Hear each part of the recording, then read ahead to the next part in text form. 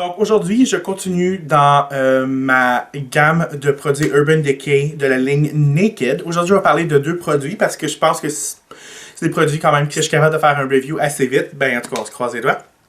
Donc, le premier produit, c'est la palette de visage Naked Flush Palette de Urban Decay. Encore, le packaging est magnifique. Juste assez petit pour la main, pas trop gros. On est capable d'avoir un bon contrôle si on veut le lancer à quelqu'un. C'est des blagues. Mais bref, c'est encore avec un beau miroir, un beau gros miroir. Puis on a trois produits à l'intérieur. Donc on a un blush ici, qui est un rosé, je dirais quand même assez intense. Après on a un highlight ici, qui est un champagne doré rosé. Puis ici on a un contour bronzer, disons. Donc, le blush. Pour commencer, le blush est super pigmenté. C'est une très belle couleur, sauf que si vous êtes pâle comme moi, comme le croyez-le ou non, mais quand j'ai pas de maquillage, je suis encore plus pâle que ça. Donc, si vous êtes pâle, il faut absolument enlever l'excès sur le pinceau, puis même aller en enlever un peu sur votre, le dos de votre main pour s'assurer qu'on n'aura pas trop de blush, que j'aime beaucoup avoir trop de blush, là, mais en tout cas. Bref, c'est une couleur mate, c'est un beau rosé. Mais si vous êtes vraiment pâle, comme je vous ai dit, là, allez-y mollo avec la couleur. Si vous êtes médium à plus foncé, ou la foncée défoncée, vous allez pouvoir aussi utiliser cette couleur-là parce qu'elle est super pigmentée puis ça se fond très bien dans la peau. Après, on a la highlight. Ça, c'est vraiment un highlight universel qui peut aller sur la foncée défoncée, à la plus pâle des plus pâles. J'ai pas vraiment de choses négative à dire du highlight. J'ai toujours été fan des highlights. Par contre, c'est un highlight qui va avoir tendance à être moins naturel parce que justement, il y a un fini quand même assez rosé. Donc, c'est comme un or rosé. Donc, on sait que les highlights, souvent, c'est ça qui fait le glam. Mais moi, les highlights naturels, normalement, je vais plus tirer sur les ivoires or, que pour moi, c'est que je trouve plus naturel que les highlights qui sont un peu plus rosés.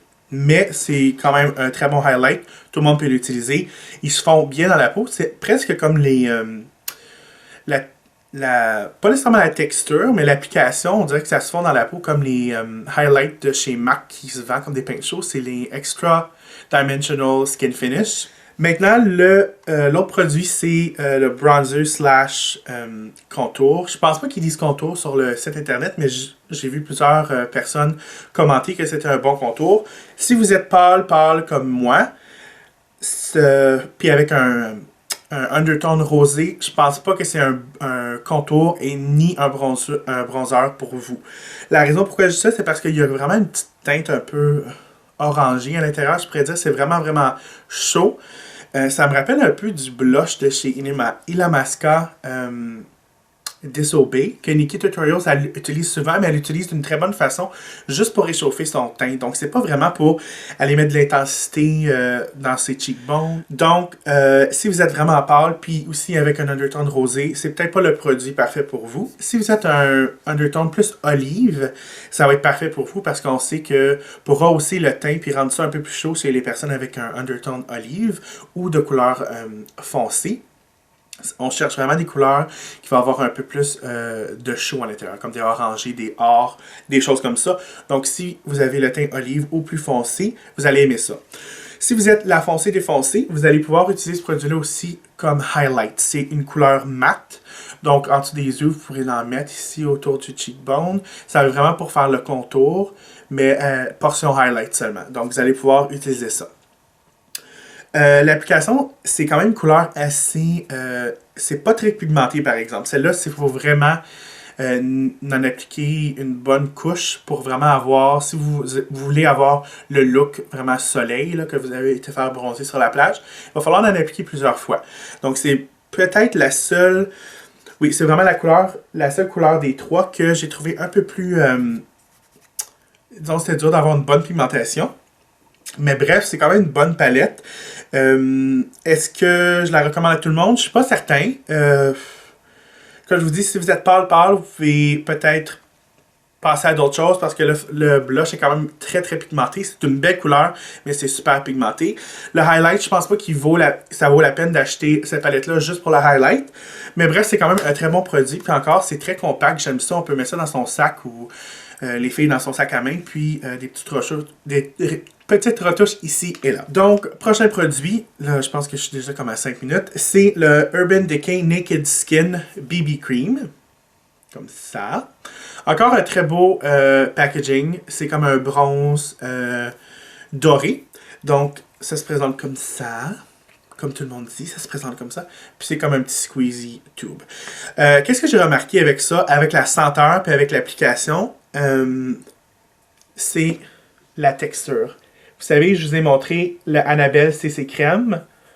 La texture est quasiment identique.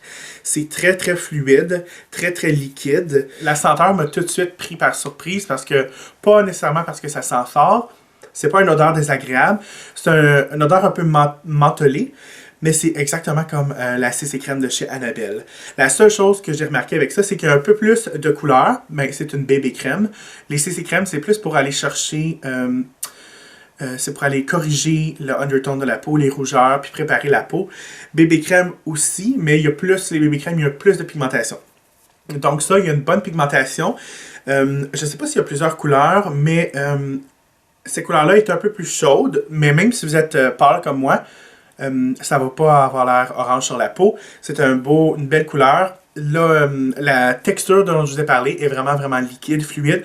Donc, encore une fois, l'eau est très présente dans ce produit-là. Ce que j'aime beaucoup des bébés crèmes, si vous avez une peau grasse, vous allez aimer ce produit-là parce que c'est oil-free. Puis aussi, ça dit Optical Blurring. Ça veut dire que ça va aussi travailler sur les pores, ça va diminuer les pores. Donc, moi, je trouve que c'est presque identique comme la Annabelle CC Crème. Est-ce que ça vaut la peine d'acheter ça?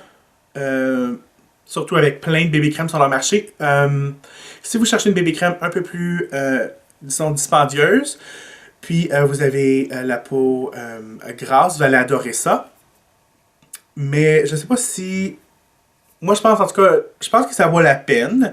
Mais la vraie question, Annabelle CC Crème ou le bébé crème de chez Urban Decay, je penche beaucoup vers Annabelle parce que le prix est très différent. Puis, pour tous les jours, moi, ça fait l'affaire pour moi. Donc, j'espère que vous avez compris un peu mes reviews et que ça vous a satisfait. Donc, je recommande les deux produits que je vous ai parlé. Puis, je sais pas trop quoi dire, là. Je pense que j'ai fait le tour pas mal de tout. Donc, je vais continuer de parler comme un bébé, puis je vous revois très bientôt.